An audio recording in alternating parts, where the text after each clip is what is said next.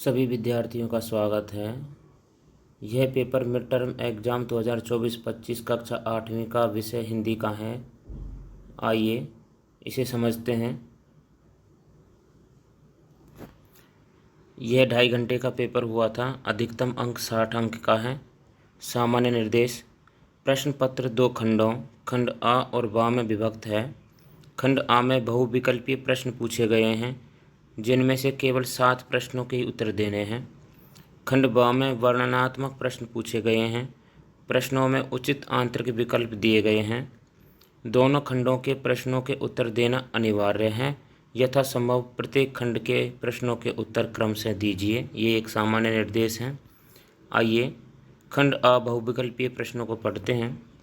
प्रश्न 1, निम्नलिखित गद्यांश को ध्यानपूर्वक पढ़िए और पूछे गए प्रश्नों के उत्तर लिखिए। मुरली वाला एकदम अप्रतिभ हो उठा, बोला, आपको क्या पता बाबूजी कि इनकी असली लागत क्या है? यह कौन कह रहा है? मुरली वाला बाबूजी को कह रहा है। यह तो ग्राहकों का दस्तूर होता है कि दुकानदार चाहे हानि उठाकर चीज़ें क्यों ना बेचे, पर ग्राहक यही समझते हैं दुकानदार मुझे लूट रहा है। तो दुकानदार मुझे लूट रहा है, ये किसने कहा था? मुरली वाले ने। किससे? बाबूजी से। बाबूजी यहाँ का नाम क्या है? विजय बाबू। आप भला काहे को विश्वास करेंगे, लेकिन सच पूछिए तो बाबूजी, असली दाम 2 ही पैसा है। आप कहीं से 2 पैसे में ये मुरली नहीं पा सकते। मैंने तो पूरी 1000 बनवाई हैं, तब मुझे इस भाव की पड़ी है। विजय बाबू बोले, अच्छा मुझे ज़्यादा वक्त नहीं, जल्दी से 2 निकाल दो। अब प्रश्न पढ़ते हैं। ग्राहक यही समझते हैं दुकानदार मुझे लूट रहा है। गद्यांश में किसने कहा और किससे कहा? यहाँ ऑप्शन दिए गए हैं, तो इसका उत्तर होगा ग। अभी जो बताया था कि मुरली वाले ने विजय बाबू से कहा है। प्रश्न 2, गद्यांश के अनुसार किसके पास ज़्यादा वक्त नहीं था? विजय बाबू के पास ज़्यादा वक्त नहीं था। प्रश्न नंबर 2, निम्नलिखित पद्यांश को ध्यानपूर्वक पढ़िए और पूछे गए प्रश्नों के उत्तर लिखिए कि स्वर्ण श्रृंखला के बंधन में अपनी गति उड़ान सब भूले, बस सपनों में देख रहे तरु की फुगनी पर के झूले, ऐसे थे अरमान की उड़ते नीले नभ की सीमा पाने, लाल किरण सी चोंच खोल चुगते तारक अनार के दाने। ये 7वीं कक्षा का पहला पाठ था, वहाँ से लिया गया है कि इसमें चिड़िया हम पंक्षी उन्मुक्त गगन से लिया गया है। इसमें चिड़िया ये कहती है कि स्वर्ण श्रृंखला के बंधन में अपनी गति उड़ान सब भूल गए हैं, कि पिंजरे में कैद हैं तो वह सभी अपनी गति उड़ान सब भूल गए हैं। बस सपनों में देख रहे हैं कि पेड़ की जो फुनगी यानी कि जो शाखा है उस पर झूले, उनको देख रहे हैं कि सपनों में देख रहे हैं तरु की फुनगी पर के झूले, ऐसे थे अरमान के उड़ते नीले नभ की सीमा पाने। कौन किसकी सीमा पाने? नीले आसमान की सीमा पाने। लाल किरण सी चोंच खोल चुगते तारक अनार के दाने। आइए काव्यांश में पहला प्रश्न कि काव्यांश में किसकी सीमा को पाने की बात कही गई है? आकाश को। ये नीले नभ की सीमा पाने।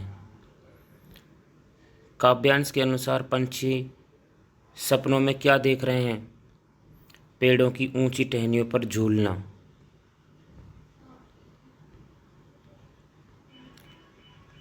प्रश्न 3 कि निम्नलिखित व्याकरणिक प्रश्नों के उत्तर लिखिए। पहला प्रश्न, पराया शब्द का विलोम शब्द क्या होगा? पहचान कर लिखिए। पराया का क्या होगा? अपना। नीचे दिए गए विकल्पों में भाववाचक संज्ञा पहचानिए। क्या होगा? बचपना।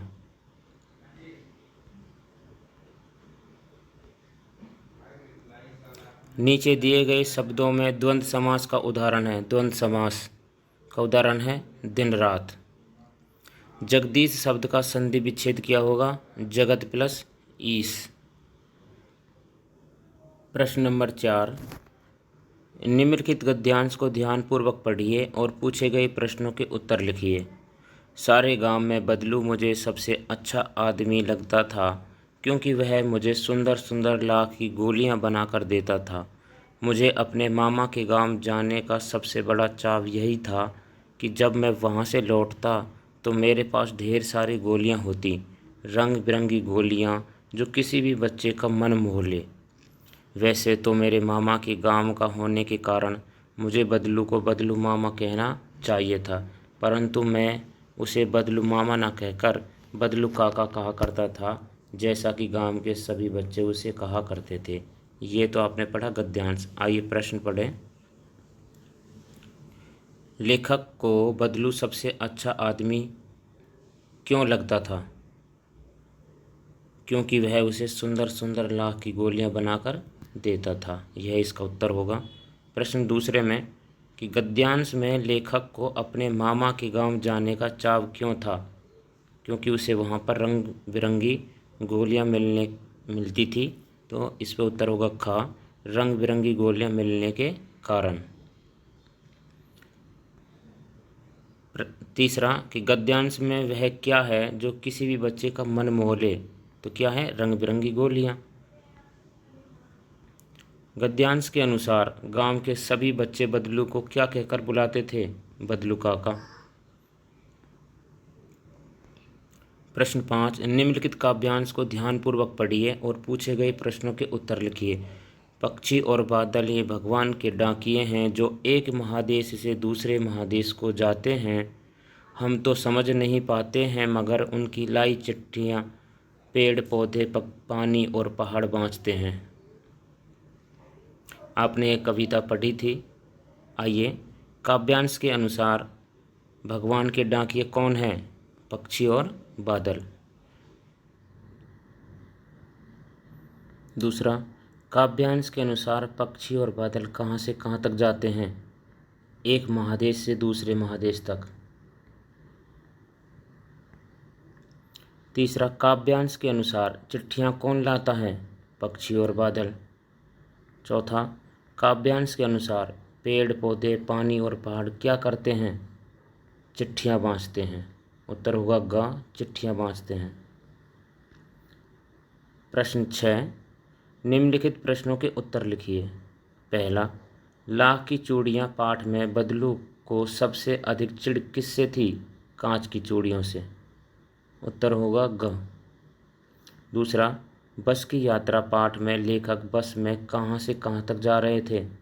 आपने पढ़ा था कि लेखक पन्ना से सतना तक जा रहे थे। प्रश्न 7, निम्नलिखित प्रश्नों के उत्तर लिखिए। पहला, आपके पाठ्य पुस्तक में रामधारी सिंह दिनकर रचित कविता कौन सी है? लाख भगवान के डाकिये। उत्तर होगा ग, भगवान के डाकिये। दूसरा, भगवान के डाकिये पाठ के अनुसार एक देश की धरती दूसरे देश को क्या भेजती है? सुगंध। उत्तर होगा ग। खंड ब वर्णनात्मक प्रश्नों का है। प्रश्न 8, निम्नलिखित व्याकरणिक प्रश्नों के उत्तर लिखिए। महात्मा शब्द में समास बताइए। उत्तर होगा कर्मधारय समास। दूसरा, व्यापारिक शब्द में मूल शब्द और प्रत्यय लिखिए। उत्तर होगा मूल शब्द व्यापार और प्रत्यय इक प्रत्यय होगा। तीसरा प्रश्न है कि मीठा शब्द का भाववाचक संज्ञा लिखिए। मीठा शब्द का भाववाचक संज्ञा होगा मिठास। नीले फूल ले आओ, वाक्य में विशेषण शब्द कौन सा होगा? उत्तर होगा नीले। फूल की विशेषता क्या है? नीले। प्रश्न नंबर 9, निम्नलिखित प्रश्नों के उत्तर लिखिए। पहला प्रश्न है कि भगवान के डाकिये किसे कहा गया है? आपने पढ़ा था पक्षी और बादल को। उत्तर होगा पक्षी और बादल। दूसरा, भगवान के डाकिये द्वारा लाई गई चिट्ठियाँ कौन पढ़ते हैं? पेड़ पौधे पानी और पहाड़। इसका उत्तर होगा। तीसरा, एक देश का भाप दूसरे देश में क्या बन जाता है? उत्तर होगा पानी। चौथा प्रश्न, पक्षी एक देश से दूसरे देश में सुगंध कैसे ले जाते हैं? आपने कविता पढ़ी भगवान के डाकिये, उसमें पक्षी सुगंध अपने पंखों से ले जाते हैं। प्रश्न 10, निम्नलिखित प्रश्नों के उत्तर लिखिए। लाख की चूड़ियाँ पाठ में बदलू लेखक को क्या कहकर बुलाता था? उत्तर होगा लला लेखक को। यहाँ पूछा गया है बदलू लेखक को लला, और लेखक बदलू को क्या कहा कहता था, आपने पढ़ा था काका। दूसरा, बस की यात्रा पाठ में बस को देखते ही लेखक के मन में कौन सी भावना जगी थी? श्रद्धा भाव जगा था। तीसरा प्रश्न, बस की यात्रा पाठ में लेखक के साथ कंपनी के कौन से अधिकारी जा रहे थे? उनके हिस्सेदार जा रहे थे। चौथा, समाचार पत्रों में किस प्रकार के समाचार भरे रहते हैं? क्या निराश हुआ जाए पाठ के आधार पर लिखना है? तो उत्तर होगा ठगी, डकैती, चोरी, तस्करी और भ्रष्टाचार की खबरें समाचार पत्र में भरी रहती हैं। प्रश्न 11, कि निम्नलिखित गद्य आधारित प्रश्नों में से किन्हीं 4 प्रश्नों के उत्तर लगभग 30 से 40 शब्दों में लिखना है। तो पहला प्रश्न लाख की चूड़ियाँ पाठ से है। वस्तु विनिमय क्या है? लाख की चूड़ियाँ पाठ के आधार पर लिखो। आपने पढ़ा था कि वस्तु विनिमय क्या है, कि एक वस्तु के बदले दूसरे वस्तु का आदान प्रदान करना, यानी एक वस्तु के बदले दूसरी वस्तु लेना वस्तु विनिमय कहलाता है। दूसरा, लाख की चूड़ियाँ पाठ के आधार पर बताइए कि बदलू के रोजगार छिन जाने की क्या वजह थी? मशीनीकरण और औद्योगिकरण। क्योंकि पहले वो लाख की चूड़ी अपने हाथों से बनाता था, उसके बाद मशीनों के आने से और उद्योगों के लगने से कांच की चूड़ियों का रोज़गार ज़्यादा हो गया था, इसलिए उनका रोज़गार, जो लाख की चूड़ियाँ का रोज़गार था, वो छिन गया था। तो उत्तर होगा मशीनीकरण और औद्योगिकरण के कारण रोज़गार छिन गया था। प्रश्न 3, यदि आपको किसी जगह की यात्रा करनी हो तो आप क्या तैयारी करेंगे? किन्हीं 2 तैयारियों को लिखना है। तो आपको 2 तैयारियों के बारे में आपको खुद से इस प्रश्न का जवाब देना होगा कि आपको कहाँ जाना है। प्रश्न 4, उत्सर्ग की ऐसी भावना दुर्लभ है। बस की यात्रा पाठ में लेखक ने ऐसा क्यों कहा है? इसका उत्तर है कि बस कंपनी के हिस्सेदार के उसी बस में यात्रा करने के कारण, यह जानते हुए कि बस के इंजन और टायर जर्जर हैं, फिर भी जो बस कंपनी के जो हिस्सेदार थे उसी बस में यात्रा कर रहे थे। प्रश्न 5, क्या निराश हुआ जाए पाठ में लेखक के कई बार धोखा खाने के बावजूद भी निराश नहीं होने का क्या कारण था?